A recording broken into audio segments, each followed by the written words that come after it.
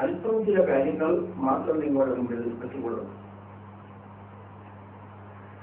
നാം ഒരു സംഗതി ഞാൻ നിങ്ങൾ മനസ്സിലാക്കണം. അതെന്താണെന്ന് വെച്ചാൽ, ഈ ദുനിയാവിലെ നാം നിവസിക്കേണ്ടത് ദുനിയാവാണ്. ദുനിയാവിൽ ഹക്ക് മാത്രം അല്ല ഉണ്ടാവുക, ഹക്കോട് കൂടി ബാത്തിലും ഉണ്ടാവും. ആ കാര്യം തീർച്ചയാണ്. ദുനിയാവിൽ വെറും ഹക്കിന്റെ സ്ഥലമല്ല, ഹക്കിന്റെ കൂടപ്പിറപ്പായും കൊണ്ട് ബാത്തിൽ അതിന്റെ കൂടെ ഉണ്ടായിരിക്കും. അത് ദുനിയാവിന്റെ നിയമമാണ്. നാം കാണുന്നില്ലേ, ബഹുമാനപ്പെട്ട ആദം നബി അലൈഹിസ്സലാമിനെ സൃഷ്ടിച്ചു. അത് ഹക്കിന്റെ നിലയിൽ.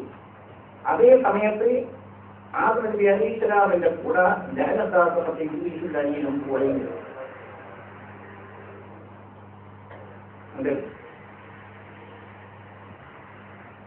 അവന്റെ സന്താനങ്ങളും ഉണ്ട്.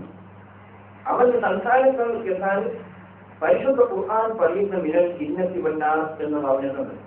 അവന്റെ സന്താനങ്ങൾ ജിന്ന വർഗത്തിലും ഉണ്ട്, മനുഷ്യവർഗത്തിലും ഉണ്ട് എന്ന് പരിശുദ്ധ ഖുർആൻ പറയുന്നുണ്ട്. അവൻ സന്തതികളെ പറ്റി മിനൽ ജിന്നത്തി വന്നാസ് പരിശുദ്ധ ഖുർആനിന്റെ അവസാന സൂറത്തിൽ ആ കാര്യം വ്യക്തമായി അറിയിച്ചിട്ടുണ്ട്. അതായത് ഹക്കിന്റെ കൂടെ ഏത് സമയത്തും വാക്കുകൾ ഉണ്ടാകും. അതിനെ വേർതിരിച്ച് മനസ്സിലാക്കൽ ആണ് ഒരു മുസ്ലിമിന്റെ ഒരു മുസ്ലിമിന്റെ ചുമതല. ഒരു മുസ്ലിമിന്റെ ചുമതല ഹക്കിനെ കൂടെയുള്ള വാക്കുകളെ വേർതിരിച്ച് മനസ്സിലാക്കി ഹക്ക് അനുസരിച്ച് പ്രവർത്തിക്കുക എന്നത് ഒരു മുസ്ലിമിന്റെ ചുമതലയാണ്. വെറും ഹക്ക് മാത്രമാണെങ്കിൽ ഈ ദുനിയാവല്ല, വെറും വാക്ക് മാത്രമാണെങ്കിലും ഈ ദുനിയാവല്ല. ആലോചിച്ച് നോക്കൂ, ഹക്ക് എവിടെയുണ്ട്, ഏത് ഭാഗത്തുണ്ട്, അതിന്റെ കൂടെ വാക്കെല്ലാം കാണാൻ കഴിയും. വാക്കിൽ കാണുന്നില്ലെങ്കിൽ അത് ഹക്കല്ല എന്നാണ് അതിനർത്ഥം. അതിന്റെ കൂടെ ഒരു വാക്കെല്ലാം കാണുന്നില്ലെങ്കിൽ അത് ഹക്കല്ല. ബഹുമാനപ്പെട്ട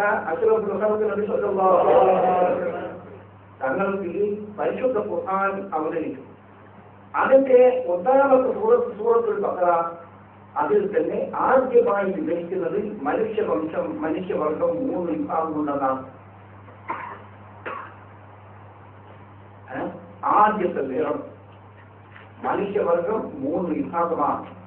ഒന്ന് ഖാലിസ് മുഅ്മിൻ, മറ്റൊന്ന് ഖാലിസ് കാഫിർ, മൂന്നാമത് മുനാഫിഖ്. രണ്ടിൽ നിന്നും അല്പസ്വല്പം മിക്സ് ചെയ്തുണ്ടാക്കുന്ന മുനാഫിഖ്. ഈ 3 വർഗം ഒഴിച്ചുകൂടാത്ത അണയിക്കത്ത് പരിശുദ്ധ ഖുർആൻ സൂറത്തുൽ ബഖറ വളരെ വ്യക്തമായ നിരക്ക് നമുക്ക് മുന്നറിയിപ്പ് നൽകിയിട്ടുണ്ട്. അത് സൂക്ഷിച്ച് മനസ്സിലാക്കാൻ ഉള്ള ആഹ്വാനം ചെയ്തിട്ടുണ്ട്. ഈ നിയമത്തിന്റെ ഒരു തരക്കും തന്നെ യാതൊരു നിരക്കും ഉള്ള വ്യത്യാസം നാം കാണാൻ കഴിയും. ബഹുമാനപ്പെട്ട നബി സല്ലല്ലാഹു അലൈഹി വസല്ലം തങ്ങളുടെ നുബുവത്ത് എത്ര ശക്തിമത്തായ നുബുവത്താണ്, എത്ര ശക്തിമത്തായ ദൃഷ്ടാന്തങ്ങളോടുകൂടിയാണ് നബി സല്ലല്ലാഹു അലൈഹി വസല്ലം തങ്ങളുടെ ആഗമനം. എത്ര ശക്തിമത്തായ ദൃഷ്ടാന്തങ്ങളോടുകൂടിയാണ് എന്ന് ഞാൻ അത് കൂടുതൽ വിവരിക്കുന്നില്ല. നമുക്കറിയാം ആ കാര്യം.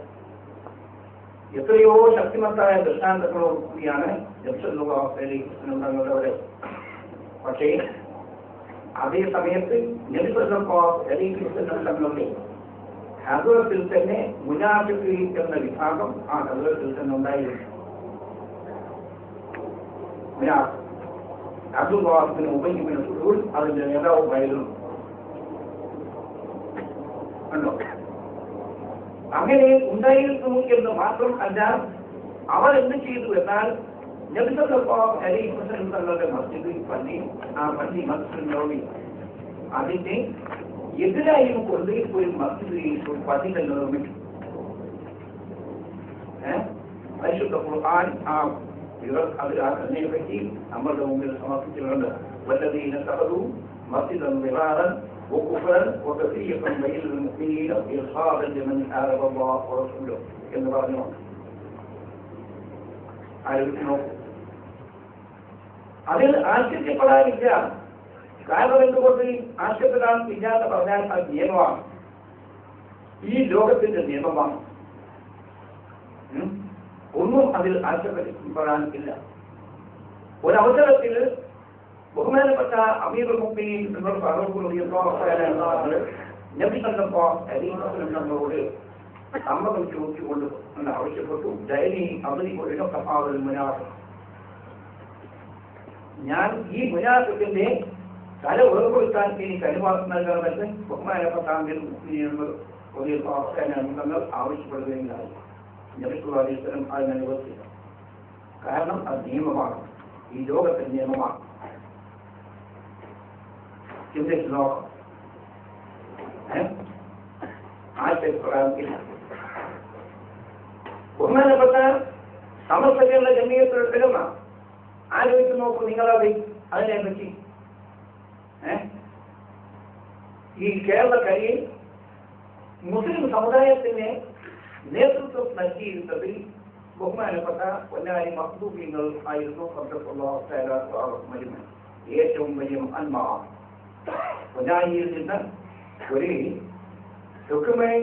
ഒരു മതവിധി പുറപ്പെട്ട് കളിക്കാൻ അതിനെ ചോദ്യം ചെയ്യാൻ ആരും ഉണ്ടായിരുന്നില്ല. അത്ര വലിയ മഹാത്മാ, വലിയ ആയിരിക്കും, വലിയ മഹാത്മാ. പക്ഷേ ഞാൻ ആദ്യം നിങ്ങളോട് അറിയിച്ച ക്രമത്തിൽ ഏത് സാധനത്തിനും ഇവിടെ ഒരു എതിർ വിഭാഗം ഉണ്ടാകും. അങ്ങനെ അല്പകാലം കഴിഞ്ഞപ്പോൾ മഖ്ദൂം തറവാട് ക്ഷയിച്ചു. ആദ്യം ക്ഷയിച്ച ആ സമയത്ത് ബഹുമാനപ്പെട്ട വലിയ മഹാനായ വരക്കൽ മുട്ടപ്പോയ തങ്ങളവർ ഏറ്റവും വലിയ ആയിരിക്കും കുത്തുബുദ്ധമാനുമാണ്.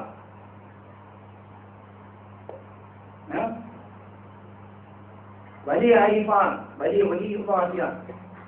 താൻ എന്ത് ചെയ്തു എന്നാൽ 70 കൊല്ലം മുമ്പ് താൻ എന്ത് ചെയ്തു, ആ കാലത്തുള്ള മുഴുവൻ സ്വാധീനികളായ അരിമികളെയും വിളിച്ചുകൂട്ടി.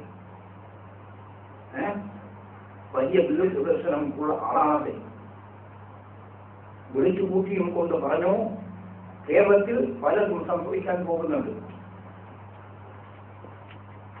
പലതും ഇവിടെ സംഭവിക്കാൻ പോകുന്നുണ്ട്. ഇസ്ലാമിനെ സംരക്ഷിക്കേണ്ടത് ഈ രാജ്യത്തിൽ ഉള്ള ആരോഗ്യങ്ങളുടെ ചുമതലയല്ലേ? അത് നിങ്ങളെ കൊണ്ട് ഒറ്റക്ക് വഹിക്കാൻ സാധ്യമല്ല. ഒറ്റക്കൊറ്റക്ക് നിങ്ങൾക്ക് നിർവഹിക്കാൻ സാധ്യമാകുന്നതല്ല. അതുകൊണ്ട് നിങ്ങൾ സംഘടിത രൂപം കൈക്കൊണ്ടുകൊണ്ട് ഒരു സംഘടനയിൽ ആയി നിലകൊള്ളണം എന്ന് മഹാനവറുകൾ ആഹ്വാനം ചെയ്തു. കേരളത്തിലെ നിങ്ങളോട് രൂപം കൊണ്ടു അന്നുള്ള മഹാന്മാരായ സാഹിത്യങ്ങളെല്ലാം അതിൽ ഉൾപ്പെട്ടു. സന്തോഷഭരിതനായി മഹാനവറുകൾ 1 മണിക്കൂർ സമയം കണ്ണിൽ നിന്ന് കണ്ണുനീരൊഴുകിയും കൊണ്ട് ആ സംഘടനത്തിന് വേണ്ടി അതിന്റെ വർഗത്തിന് വേണ്ടി എന്നാണ് ചരിത്രം പറയുന്നത്. അവിടെ ഉണ്ടായിരുന്നവർക്ക് നിന്ന് മനസ്സിലാക്കാൻ കഴിയുന്നു. ആ നിലക്കുള്ള മഹത്തമായ സംഘടന നോക്കൂ. ആ സംഘടന അമൃത ദീർഘദർശനം ചെയ്ത ക്രമത്തിൽ തന്നെ കേരളത്തിൽ എന്തെല്ലാം ചെയ്തു, എന്തെല്ലാം സേവനങ്ങൾ ചെയ്തു നിങ്ങളൊന്ന് ചിന്തിച്ച് നോക്കണം.